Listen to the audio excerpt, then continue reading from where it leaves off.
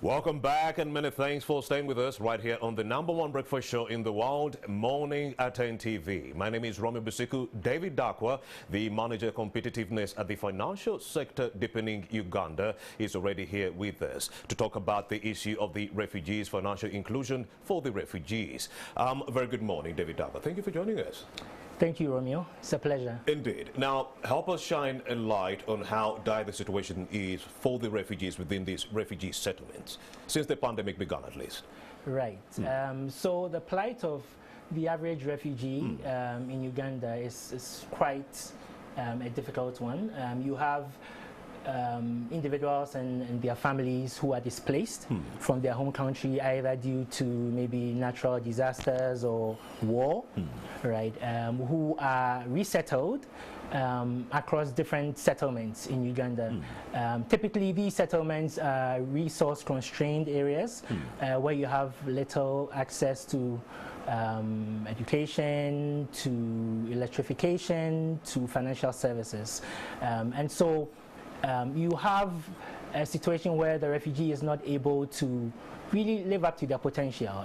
Sure, they are being resettled in this country. We have provided them shelter, but then the quality of life is very low. They're not being productive. Exactly. And so this is what prompted financial sector deepening in Uganda to look at this situation and see how we can actually change the lifestyle and the life of the refugee. And then you came up with this project, Financial Inclusion for Refugees. FI4R. Take us through that project. Right. So FI4R, Financial Inclusion for Refugees, basically seeks to showcase the fact that the refugee segment is a bankable segment.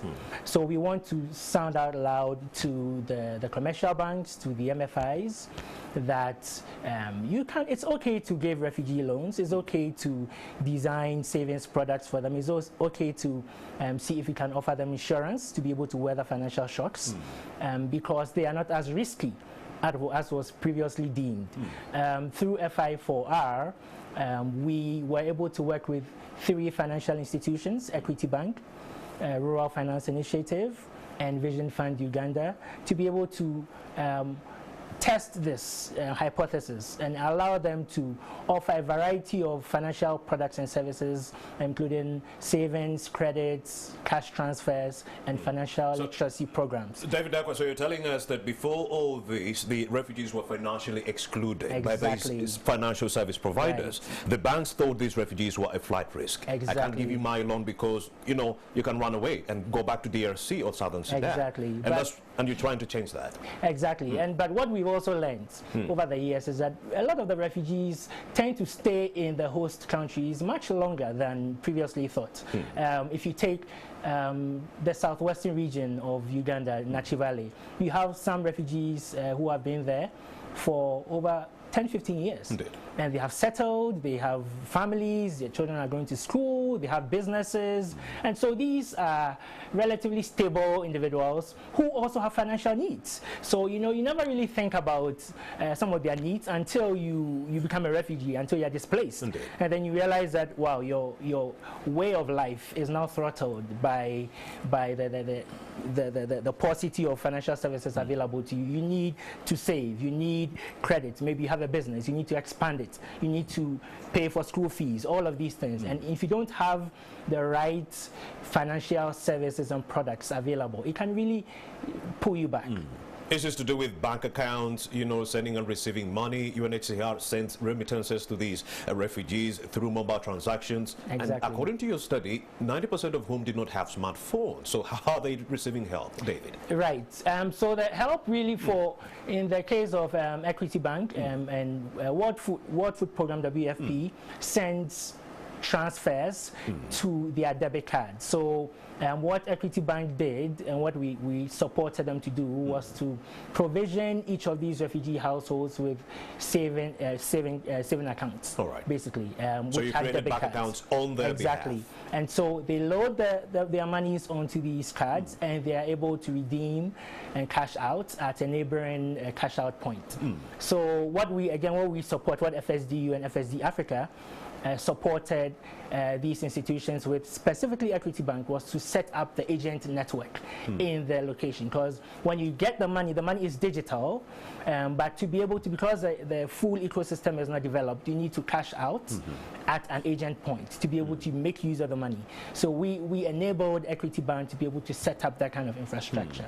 And of course, we do know if these refugees do not have national IDs on an independent basis, on an individual basis, they can't open up these bank accounts. You need a national ID. Are those some of the factors that are leading to the financial exclusion for the refugees that we are talking about? Exactly. And if there are any more, break them down for us. Right. So you mentioned the interesting, you talked about smartphones and also about phones. You need a SIM card to be able to operate a phone meaningfully, right? Indeed. Whether a smartphone or a feature phone. Now, before 2018, before 2019 actually, refugees could not buy and register their SIM cards in their own name. And so that was, unless they had the refugee ID. But then the refugee ID had been issued to less than 40% of the population. So what you have here is a massive refugee population who are not able to access financial services, are not also able to access SIM cards to be able to use mobile money, which is also another financial service. So they are more or less cut off, completely excluded. And so what we are happy with is the fact that a policy change by the Uganda Communications Commission and by the OPM and the UNHCR allowed refugees to be able to use their attestation cards, which is another form of ID that they have, to be able to access SIM cards. Now, just that one policy change opened up the floodgates, and today what we see, what our project found out, is the fact that a lot of these refugees now have phones. They have mobile phones. They are using digital financial services because they are able to buy SIM cards. Now, this is important for us because one of the pathways to financial inclusion is digital financial services. Not many people have savings accounts, but a lot of people have mobile phones. And so if digital financial service providers can layer and design financial products on top of these SIM cards, right, like mobile money, for instance, or more cash and what you have, things like that, insurance, then you are able to reach a critical mass of these refugees, and you're able to rope them into the formal financial system, which is what we really want. Indeed, David. And of course, we are talking about some of the negative factors that are leading to the exclusion of the refugees. Is mindset change one of those? The fact that you do have some people who still believe my money is saved under the bed. I don't need to be taking my money in the bank. And remember, if you do not have money in the bank, you can't go for a loan within the banking system. Exactly. Help us explain that. Mindset change, is it part of the problem? Yes. One of the findings of our research found that as many as almost 60% of refugees across all the settlements still keep cash under their mattress, use it also either under their mattress or in savings groups. The mindset change will happen. It's gradual. I often tend to liken it to even the process that we ourselves went through. I mean, we were not very, before we all jumped onto the digital bandwagon, it took us some time, right? And today we are all comfortable with WhatsApp and social media. It's all about information. Exactly. So it does take time. And what we're also happy with is that these financial institutions are making that investment. So Vision Fund Uganda, Rural Finance Initiative, embarked on extensive financial literacy and digital literacy programs that was intended to help these refugees become more familiar, more comfortable with using technology and even using smartphones, because the future is really with technology. And fast forward 5-10 years from now, you are still not going to have people walking into bank branches. And of course, you did mention it, technological advancements. Was it also a challenge for the refugees how to operate these gadgets and to get onto these digital financial service providers who are on the internet and online? How hard or easy was it for them? Technological advancements and adapting for the refugees? Yeah, it's a learning curve for sure. What we noticed was that among the population, you had the youth, the young ones, sort of leapfrogging, and they were more proactive. There were those who were actually willing to test out these products digitally, and so we sort of leveraged that. Those who were willing to use it could sort of educate the others as well. But there are a number of challenges. One, I'll sort of preempt. point. All right. With technology, one thing that slowed down the adoption had to do with transaction charges. I think that's a familiar subject. Mobile money transactions are not free, in some cases, responded refugees had to pull money from their bank accounts or savings accounts onto mobile money to be able to cash out, and that transfer process could reach almost 12,000 shillings, which is quite exorbitant for a displaced individual who has very little small safety net. And so we are really trying to sound out some of these challenges to the financial institutions, to the technology providers. And let's see how we can revise, let's see how we can rethink some of these charges. If we can, given the fact that there are a lot of pilots taking place, once we're able to prove that refugees are indeed bankable, some of these institutions can take the lead to either discounts the rates or zero rates if the sufficient numbers can be proved or can be attained. Yes. David Dakwa, what kind of challenges did you encounter while you executed this whole project, the financial inclusion for refugees, since 2019? What have you encountered along the way? The very big one was COVID, of course. And we were actually very lucky to have launched this initiative just before COVID. Indeed. In that it was also quite serendipitous for us because it allowed us to basically capture the state of affairs through our baseline study, and then also right before the pandemic, and then capture the end state as well to see what has changed. The COVID definitely brought a lot of, it disrupted the whole space. A lot of refugees lost jobs, they lost their businesses, some had to pivot. Interestingly, the World Food Program rations that they receive, these are rations that WFP gives to them once they arrive because they need food. Those rations was cut twice. Today it's been cut up to about 40%. And so imagine that you have, like, again, you are in a new country, you have very little access to financial services, you have rationed food, and now this food is cut by 40%, and you still have to survive. You have dependents. So this was really tough and many of them also had taken loans. And so the financial institutions had to quickly react to this by restructuring the loans to ensure that repayment rates were not affected. And so, but what has shown clearly is the fact that refugees are very resilient. We found that a lot of them started businesses. Those who had to stop their former businesses started new ones, whether small or medium-sized businesses. They were able to see how they could go into agriculture. Many of them had to take up farming and start cultivating crops. We saw a lot of initiative. Actually, I'd say more initiative even from the refugees than some of the host dwellers.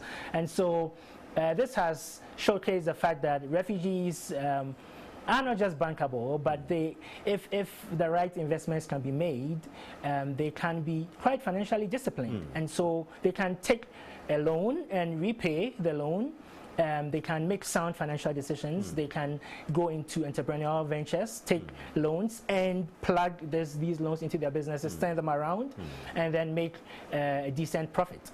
Yes. So that's part of the message that we want to say, that they are not just bankable, but they are quite resilient. They are very quite disciplined, financially disciplined, and so let's not overlook that opportunity. And of course, they contribute to the country's GDP and the whole economy alike. Many of these refugees are engaged within entrepreneurship. Others are engaged in agriculture. Let's talk about the women, majority of whom are in agriculture. How have they been affected by this financial exclusion that we are talking about? We do have efforts within this country to veer away from subsistence all the way to commercialized agriculture. I'm looking at that refugee who might want to make that huge leap all the way to commercialized agriculture. But then the issues to do with access to finances, access to credit and so forth have been so hard, even for the host communities, and it should have been 10 times harder for the refugees. Acquaint us with that information.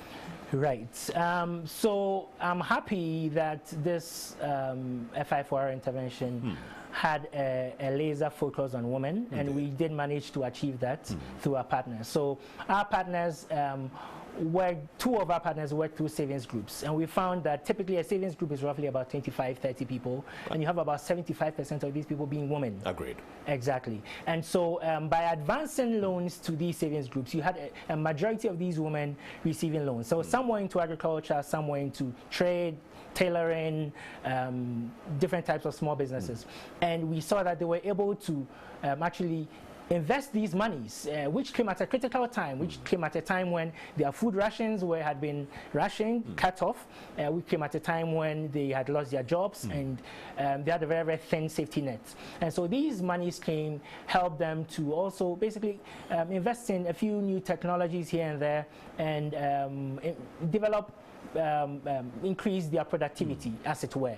And we've seen the difference. We've profiled some of the financial diaries that we undertook at the start of the intervention over the 2 years. We actually closely mapped the lifestyles of 41 households, and we saw that a lot of these households started with very little, but today they have multiple businesses.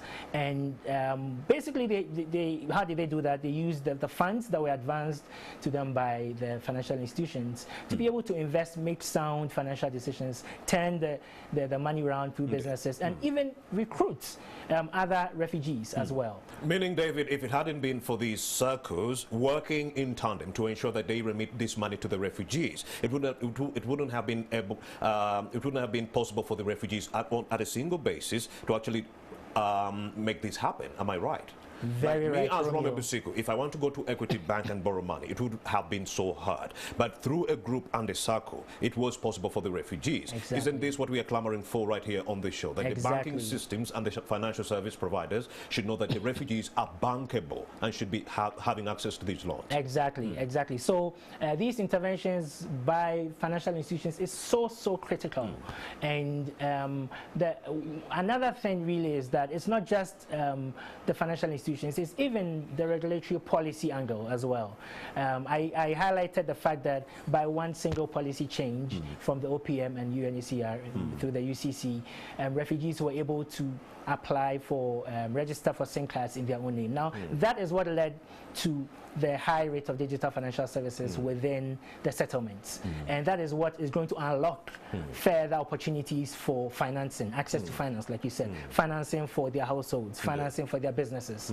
And that is so critical. So you need the entire spectrum. You need the financial service providers, you need the industry associations, and you need the policymakers to all work in tandem to see how they can shape the environment for refugees, to make it a bit more comfortable, to allow them also to be able to reach their full potential, like we also are advocating for. Dear financial service providers, refugees are not a flight risk. They actually contribute to the economy, they contribute to the GDP and so forth. We allow them to go to school, we allow them to work, so they contribute to this economy immensely. Allow them access all this credit, because at the end of the day, if I'm in agriculture and I'm actually growing food, it's going to feed the whole of Uganda. It's going to feed the whole of East Africa, not because I'm a South Sudanese and I'm feeding my family only, but the whole country, the whole region. So in tandem, if we protect these refugees by extending these services closer to them, they'll be actually developing Uganda, yes, in that regard. But then the issue of technology, the issue of the internet not being widespread, like you did mention, most of these refugee settlements are in far-flung areas, the rural areas where internet penetration is actually too low. Was this a challenge during the execution of your project, the low spread of internet connectivity within our country, especially in the rural areas? It is a challenge, Romeo, and I'm happy to say that is changing gradually. Now BDBD settlement, for instance, has fairly decent internet, quite a big chunk of the settlement. And you find that even when you go to Nachi Valley or you go to Palarinia, you find connectivity improving. Now there's still a long way to go, but what happens is that if the telecom providers are able to develop the rural infrastructure, right, then the mobile phone penetration will also increase, because you can't have phones ahead of the infrastructure. Indeed. Exactly. So increasingly, as MTN, Airtel deploy more towers in these settlements, you find that refugees feel comfortable getting phones, getting smartphones, and then being able to access digital financial services. So it's indeed a very critical critical piece. But you agree it did increase the exclusion that we are talking about in terms of access to these service providers online? Definitely, definitely. And it even influenced some of the solutions. So some of the solutions that were deployed by the financial institutions needed internet, needed data to be able to function. And what many of them had to do was to be able to develop a sort of offline mode for the products where data could be collected in an offline fashion and then synced once internet was available. So that was something that they had to sort of factor in, because you can't have online connectivity like we have in Kampala all the time. We also do have taxes on our data. That did go a long way in also dampening the resolve of the refugees to be financially included. Am I right? That as well. And I already hinted on the mobile money charges. You know, it's data connecting to the internet. Yeah, we don't want to get to a point where it's one step forward, two steps backwards. So that's why I hinted that we need policymakers. This is where government comes in. To be able to make some of those hard decisions. But if those decisions are made, right, they open up a world of opportunity. Now, it's difficult for policy to go ahead of evidence. All right. Right, they need the evidence. And what we believe is that initiatives like financial inclusion for refugees are going to provide that evidence, that data, right, to policymakers, to the OPM, to the financial institutions that, hey, you know what, this is a growing market, this is a growing segment. Let's see how we can make the necessary investments to unlock this opportunity. David Dakwa, I have good news for you. The President, Yoweri Kaguta Museveni, is a big fan of this show, Morning at AT NTV, and is watching right now. You can send your lobby right now and to the other leaders to ensure that you persuade them to ensure that they focus on the issue of the refugees and unlock all the, you know, unlock all the problems that are affecting the refugees. Talk to him. Right. So I'd like to say, basically, like I said before, that financial inclusion for refugees is predicated on some foundational pieces, right? You need telecom infrastructure, you need policy, you need an enabling policy, you need digital financial literacy to be in place.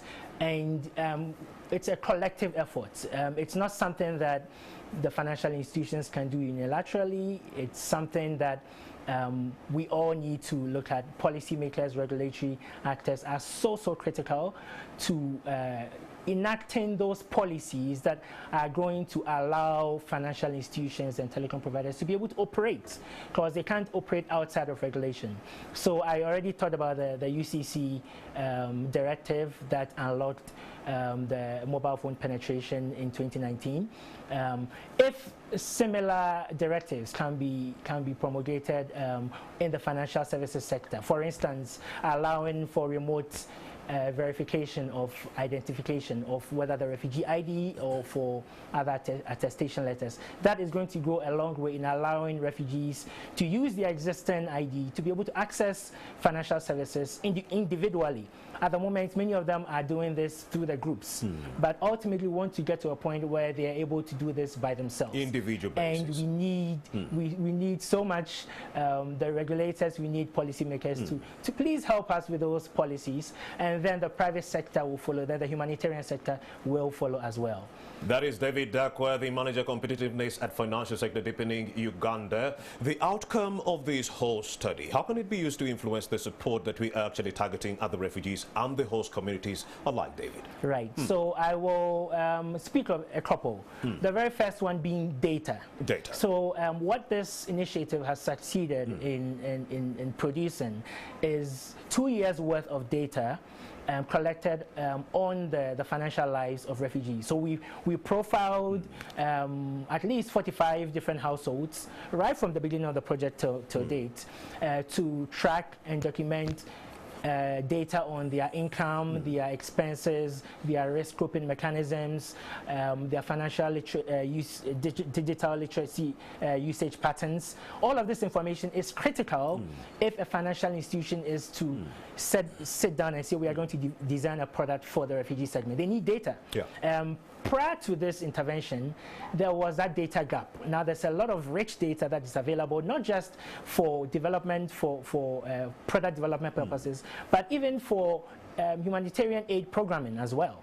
And that is one piece of product that we basically want to give to the public, give to the private sector, give to even regulators, and give to the humanitarian artists. That there's, prior to this intervention, there was so much, this area was shrouded in so much obscurity, but now you have a lot of information about what exactly refugees do, how they spend their money, their patterns, and you can use this information to develop products and services for them. Without data, you can't plan. You cannot. And we are so thankful to our funders, FCDO.